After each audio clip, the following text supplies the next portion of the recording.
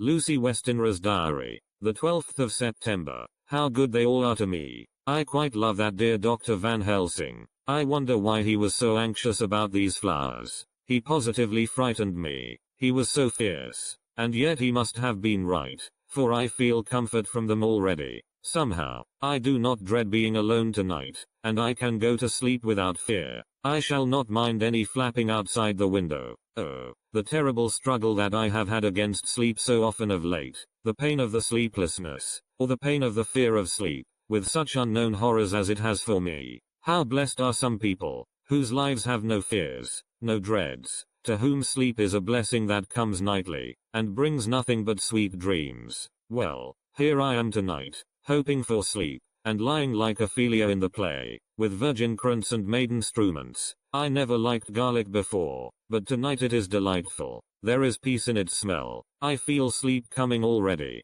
Good night, everybody. Dr. Seward's diary. The 13th of September. Called at the Berkeley and found Van Helsing, as usual, up to time. The carriage ordered from the hotel was waiting. The professor took his bag, which he always brings with him now. Let all be put down exactly. Van Helsing and I arrived at Hillingham at 8 o'clock. It was a lovely morning. The bright sunshine and all the fresh feeling of early autumn seemed like the completion of nature's annual work. The leaves were turning to all kinds of beautiful colors, but had not yet begun to drop from the trees. When we entered we met Mrs. Westenra coming out of the morning room. She is always an early riser. She greeted us warmly and said, "You will be glad to know that Lucy is better. The dear child is still asleep." I looked into her room and saw her, but did not go in, lest I should disturb her. The professor smiled, and looked quite jubilant. He rubbed his hands together, and said, "Aha, I thought I had diagnosed the case. My treatment is working." To which she answered, "You must not take all the credit to yourself, Doctor. Lucy's state this morning is due in part to me." "How you do mean, Mom?" asked the professor. "Well, I was anxious about the dear child in the night, and went into her room. She was sleeping soundly, so soundly that even my coming did not wake her, but the room was awfully stuffy. There were a lot of those horrible, strong-smelling flowers about everywhere, and she had actually a bunch of them round her neck. I feared that the heavy odor would be too much for the dear child in her weak state, so I took them all away and opened a bit of the window to let in a little fresh air. You will be pleased with her, I am sure." She moved off into her boudoir, where she usually breakfasted early. As she had spoken, I watched the professor's face, and saw it turn ashen gray. He had been able to retain his self-command whilst the poor lady was present, for he knew her state and how mischievous a shock would be. He actually smiled on her as he held open the door for her to pass into her room. But the instant she had disappeared he pulled me, suddenly and forcibly, into the dining room and closed the door. Then, for the first time in my life, I saw Van Helsing break down. He raised his hands over his head in a sort of mute despair, and then beat his palms together in a helpless way. Finally he sat down on a chair, and putting his hands before his face, began to sob, with loud, dry sobs that seemed to come from the very racking of his heart.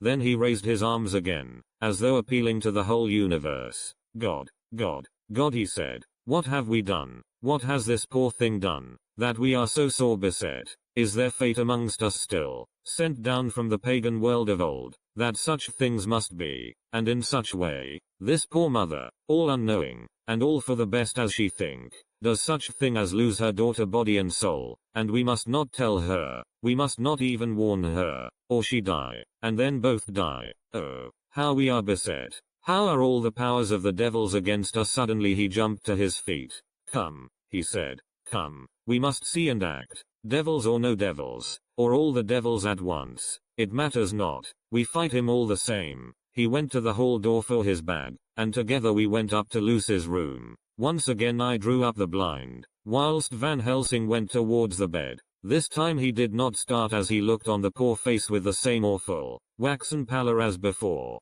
He wore a look of stern sadness and infinite pity. "As I expected," he murmured, with that hissing inspiration of his which meant so much. Without a word he went and locked the door, and then began to set out on the little table the instruments for yet another operation of transfusion of blood. I had long ago recognized the necessity, and begun to take off my coat, but he stopped me with a warning hand. "No," he said, Today you must operate. I shall provide. You are weakened already. As he spoke he took off his coat and rolled up his shirt sleeve. Again the operation. Again the narcotic. Again some return of color to the ashy cheeks. And the regular breathing of healthy sleep. This time I watched whilst Van Helsing recruited himself and rested. Presently he took an opportunity of telling Mrs. Westenra that she must not remove anything from Lucy's room without consulting him, that the flowers were of medicinal value, and that the breathing of their odor was a part of the system of cure. Then he took over the care of the case himself, saying that he would watch this night and the next and would send me word when to come. After another hour Lucy waked from her sleep, fresh and bright and seemingly not much the worse for her terrible ordeal. What does it all mean? I am beginning to wonder if my long habit of life amongst the insane is beginning to tell upon my own brain. Lucy Westenra's diary. The 17th of September. 4 days and nights of peace. I am getting so strong again that I hardly know myself. It is as if I had passed through some long nightmare, and had just awakened to see the beautiful sunshine and feel the fresh air of the morning around me. I have a dim half-remembrance of long, anxious times of waiting and fearing, darkness in which there was not even the pain of hope to make present distress more poignant, and then long spells of oblivion, and the rising back to life as a diver coming up through a great press of water. Since, however, Dr. Van Helsing has been with me, all this bad dreaming seems to have passed away. The noises that used to frighten me out of my wits, the flapping against the windows, the distant voices which seemed so close to me, the harsh sounds that came from I know not where and commanded me to do I know not what, have all ceased. I go to bed now without any fear of sleep. I do not even try to keep awake. I have grown quite fond of the garlic, and a boxful arrives for me every day from Haarlem. Tonight Dr. Van Helsing is going away, as he has to be for a day in Amsterdam, but I need not be watched. I am well enough to be left alone. Thank God for mother's sake, and dear Arthur's, and for all our friends who have been so kind. I shall not even feel the change, for last night Dr. Van Helsing slept in his chair a lot of the time. I found him asleep twice when I awoke, but I did not fear to go to sleep again, although the boughs or bats or something napped almost angrily against the window panes. The Pall Mall Gazette, the 18th of September. The Escaped Wolf. Perilous adventure of our interviewer. Interview with the keeper in the zoological gardens. After many inquiries and almost as many refusals, and perpetually using the words Pall Mall Gazette as a sort of talisman, I managed to find the keeper of the section of the zoological gardens in which the wolf department is included. Thomas Bilder lives in one of the cottages in the enclosure behind the elephant house, and was just sitting down to his tea when I found him. Thomas and his wife are hospitable folk, elderly, and without children, and if the specimen I enjoyed of their hospitality be of the average kind, their lives must be pretty comfortable. The keeper would not enter on what he called business until the supper was over, and we were all satisfied. Then when the table was cleared, and he had lit his pipe, he said, "Now, sir, you can go on and ask me what you want. You'll excuse me refers in to talk of professional subjects afore meals. I gives the wolves and the jackals and the hyenas in all our section their tea afore I begins to ask them questions." "How do you mean, ask them questions?" I queried, wishful to get him into a talkative humor. "Hittin' of them over the 'ead with a pole is one way, scratchin' of their ears is another, when gents as is flush wants a bit of a show off to their gals. I don't so much mind the fust, the hittin' with a pole afore I chucks in their dinner, but I waits till they've had their sherry and coffee, so to speak, afore I tries on with the ear scratchin'. Mind you," he added philosophically, "there's a deal of the same nature in us as in them theer animals. Here's you a comin' and askin' of me questions about my business, and I that grumpy like that only for your bloomin' half-quid I'd a seen you blowed fust 'fore I'd answer. Not even when you asked me sarcastic like if I'd like you to ask the superintendent if you might ask me questions. Without offense did I tell yer to go to hell? You did. And when you said you'd report me for usin' of obscene language that was hittin' me over the 'ead. But the half-quid made that all right. I weren't going to fight, so I waited for the food, and did with my owl as the wolves, and lions, and tigers does. But, law love yer art, now that the old ooman has stuck a chunk of her tea cake in me, and rinsed me out with her bloomin' old teapot, and I've lit hup, you may scratch my ears for all you're worth, and won't get even a growl out of me. Drive along with your questions. I know what yer a comin' at, that escaped wolf. Exactly. I want you to give me your view of it. Just tell me how it happened, and when I know the facts I'll get you to say what you consider was the cause of it, and how you think the whole affair will end. Alright, governor. This here is about the old story. That wolf what we called Berserker was one of 3 grey ones that came from Norway to Jamratches, which we bought off him 4 years ago. He was a nice well-behaved wolf, that never gave no trouble to talk of. I'm more surprised at him for wanting to get out nor any other animal in the place. But, there, you can't trust wolves no more nor women. Don't you mind him, so broke in Mrs. Tom, with a cheery laugh. He's got mindin' the animals so long that blessed if he ain't like a old wolf myself. But there ain't no harm in him. Well, sir, it was about 2 hours after feedin' yesterday when I first hear my disturbance. I was making up a litter in the monkey house for a young puma which is ill, but when I heard the yelpin' and howlin' I came away straight. There was Berserker a tearin' like a mad thing at the bars as if he wanted to get out. There wasn't much people about that day, and close at hand was only one man, a tall, thin chap, with a hook nose and a pointed beard, with a few white hairs running through it. He had a hard, cold look and red eyes, and I took a sort of mislike to him, for it seemed as if it was him as they was irritated at. He had white kid gloves on his hands, and he pointed out the animals to me and says, "Keeper, these wolves seem upset at something. Maybe it's you," says I, for I did not like the airs as he give myself. He didn't get angry, as I hoped he would, but he smiled a kind of insolent smile, with a mouth full of white, sharp teeth.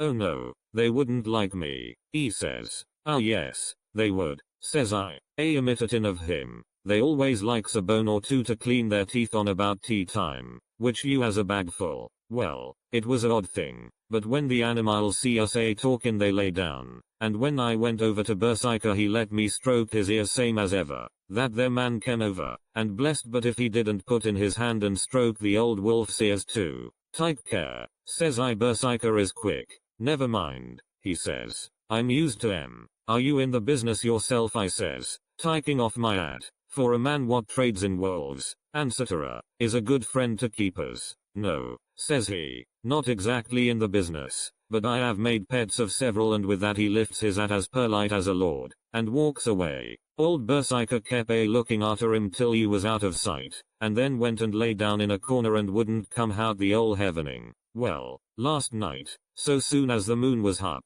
the wolves here all began howling. There warn't nothing for them to howl at. There warn't no one near, except someone that was evidently calling a dog somewheres out back of the gardings in the park road. Once or twice I went out to see that all was right, and it was, and then the howling stopped. Just before 12 o'clock I just took a look round afore turning in, and, bust me, but when I came opposite to old Berserker's cage I see the rails broken and twisted about and the cage empty. And that's all I know for certain. Did anyone else see anything? One of our gardeners was coming home about that time from Harmony, when he sees a big grey dog coming out through the guarding edges. At least, so he says, but I don't give much for it myself. For if he did he never said a word about it to his missus when he got home, and it was only after the escape of the wolf was made known, and we had been up all nighter, hunting of the park for Berserker, that he remembered seeing anything. My own belief was that the Harmony had got into his head.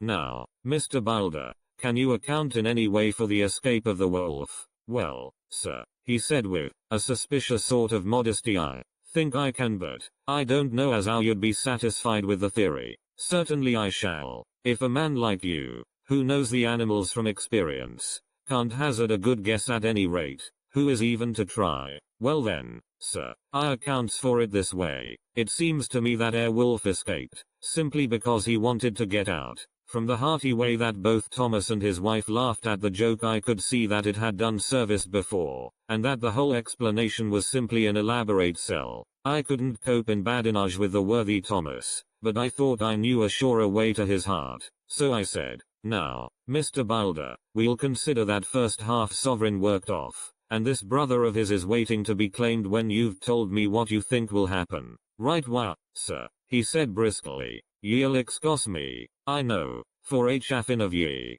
but the old woman here winked at me, which was as much as telling me to go on." "Well, I never said the old lady. My opinion is this, that wolf is hiding of, somewheres. The gardener what didn't remember said he was a galloping northward faster than a horse could go, but I don't believe him. 4. Yes, sir. Wolves don't gallop no more nor dogs does. They not bein' built that way. Wolves is fine things in a storybook, and I dessay when they gets in packs and does be chivying something that's more afeard than they is they can make a devil of a noise and chop it up, whatever it is. But, Lord bless you, in real life a wolf is only a low creature, not half so clever or bold as a good dog, and not half a quarter so much fight in him. This one ain't been used to fightin' or even to providin' for hisself, and more like he's somewhere round the park a hidin' and a shiverin' of, and, if he thinks at all, wonderin' where he is to get his breakfast from, or maybe he's got down some area and is in a coal cellar. My eye,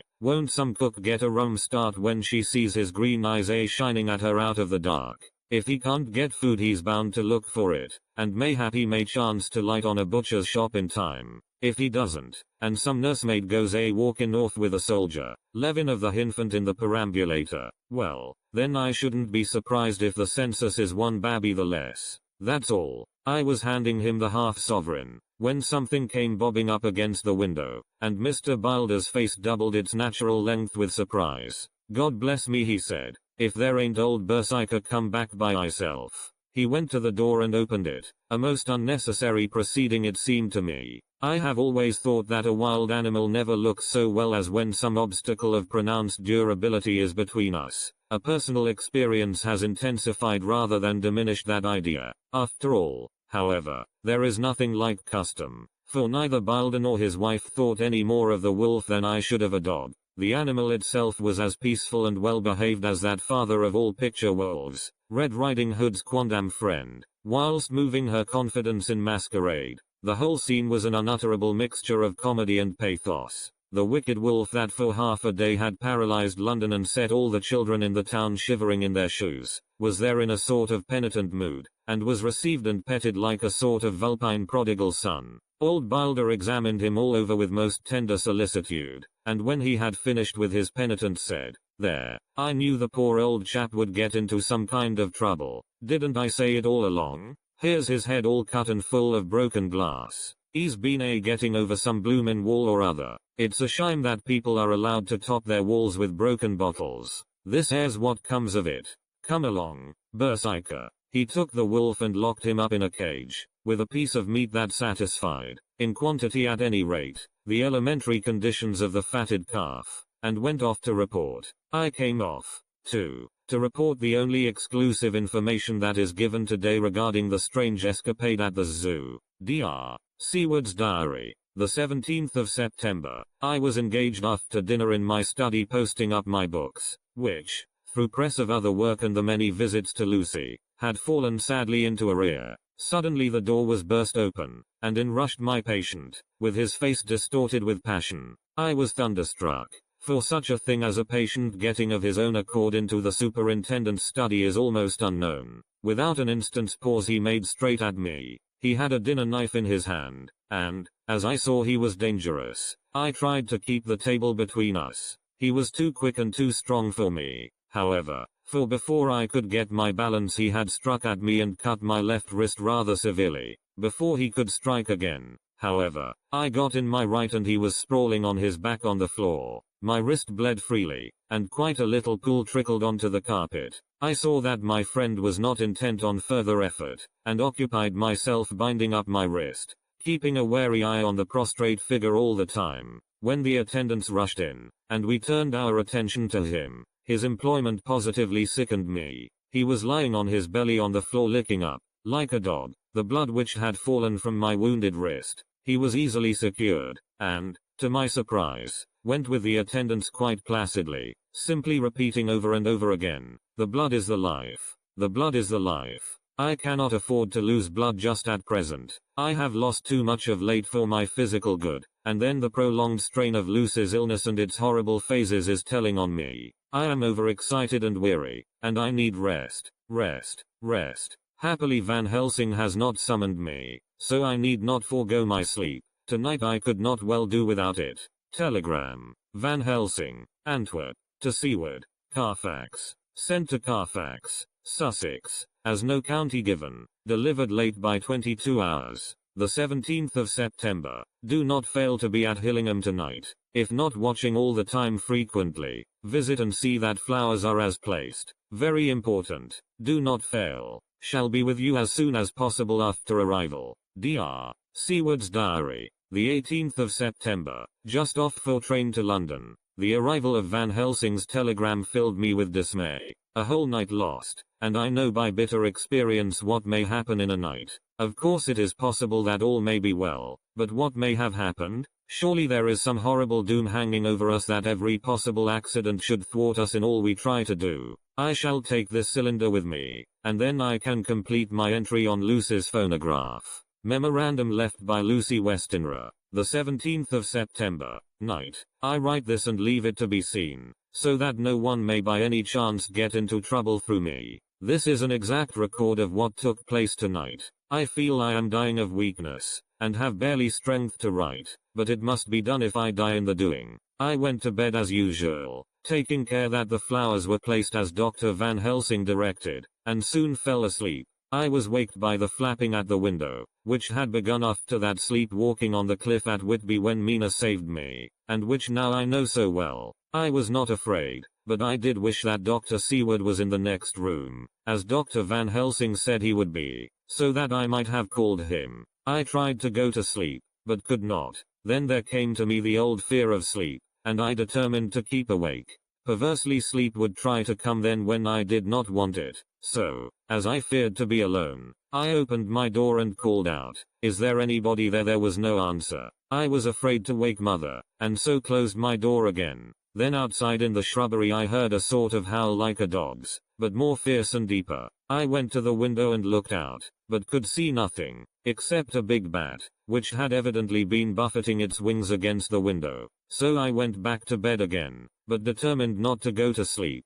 Presently the door opened, and mother looked in, seeing by my moving that I was not asleep, came in, and sat by me. She said to me even more sweetly and softly than her wont, "I was uneasy about you, darling, and came in to see that you were all right. I feared she might catch cold sitting there, and asked her to come in and sleep with me. So she came into bed, and lay down beside me. She did not take off her dressing gown, for she said she would only stay a while and then go back to her own bed. As she lay there in my arms, and I in hers, the flapping and buffeting came to the window again. She was startled and a little frightened, and cried out, 'What is that?' I tried to pacify her, and at last succeeded, and she lay quiet, but I could hear her poor dear heart still beating terribly. After a while there was the low howl again out in the shrubbery, and shortly after there was a crash at the window, and a lot of broken glass was hurled on the floor. The window blind blew back with the wind that rushed in, and in the aperture of the broken panes there was the head of a great,